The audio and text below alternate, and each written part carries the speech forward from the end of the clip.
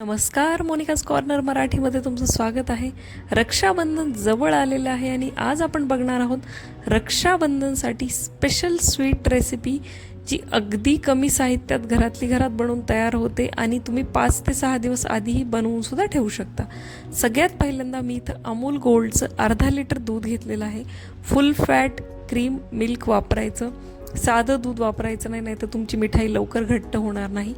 दूध मी इथं गरम करायला बाजूला ठेवून दिले आणि सोबतच घेतलेला आहे डेसिकेटेड कोकोनट, म्हणजेच आपल्या नारळाचा किस.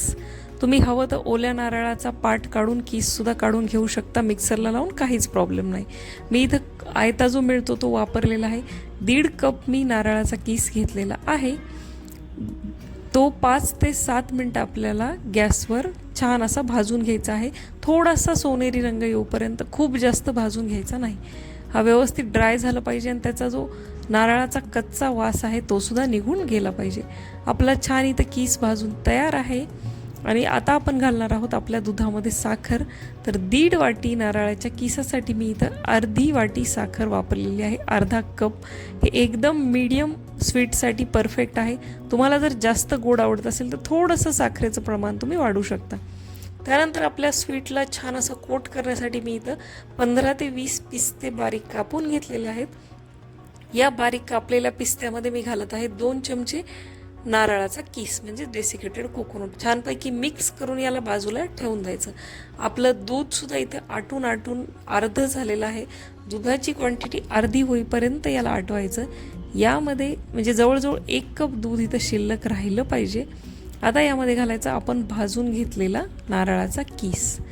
छानपैकी मिक्स करून घ्यायचा आणि जोपर्यंत आपल्या शिऱ्यासारखं याला टेक्स्चर येत नाही तोपर्यंत हलवायचं. ही रेसिपी कुठेही चुकत नाही. तुम्ही पहिल्यांदा बनवत असाल तरी अगदी पहिल्या प्रयत्नात जमेल. थोडंफार कमी जास्त झालं तरी आपण त्याच्यात ॲडजस्टमेंट करू शकतो, त्यामुळे काहीच प्रॉब्लेम नाही. एवढं बनवायला हे सोपं आहे.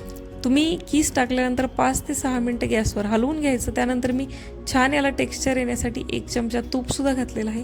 या प्रकारे हलवून हे असं जाडसर आपल्या शिऱ्याच्या कन्सिस्टन्सी बनलं की गॅस बंद करायचा आणि याला पूर्णपणे थंड करून घ्यायचं. या प्रकारे तुम्ही बघू शकता. म्हणजे तुमचं दूध खूप घट्ट न होता थोडंसं पातळ दुधामध्ये जरी तुम्ही किस टाकला तरी काहीच प्रॉब्लेम नाही. नंतर तुम्ही त्याला घट्ट करून घेऊ शकता. या प्रकारे छान मी आता याला पेढ्याचा आकार देत आहे. मस्त आपण नारळाच्या किसाचे लाडू बांधत आहोत. तुम्ही बघू शकता असेच सुद्धा हे इतके सुंदर दिसतात. पण आणखी याला थोडं स्वीट होम स्टाईल स्वीट बनवण्यासाठी मी या पिस्ता आणि नारळाचा किस जो होता याच्यामध्ये हे लाडू छोटे छोटे कोट करून घेत आहे. तुम्हाला हवं तर तुम्ही एका परातीमध्ये थापून कट करून याच्या वड्यासुद्धा बनवू शकता. काहीच प्रॉब्लेम नाही. तुम्हाला जो हवा तो आकार तुम्ही देऊ शकता. वरून नारळाचं किससुद्धा घालू शकता. पण मला हे असे छोटे छोटे नारळाच्या लाडूसारखे स्वीट बनायला आवडतात, म्हणून मी याला छान असे एका घासाचे असे गोल गोल गोळे बनवून घेतलेले आहेत. 1.5 कप नारळाच्या किसामध्ये तुम्ही 18 ते 20 हे नारळाचे लाडू बनवून तयार करू शकतात. रेसिपी कशी वाटली कमेंट्समध्ये नक्की सांगा. मी भेटते नेक्स्ट व्हिडिओमध्ये. तोपर्यंत बाय.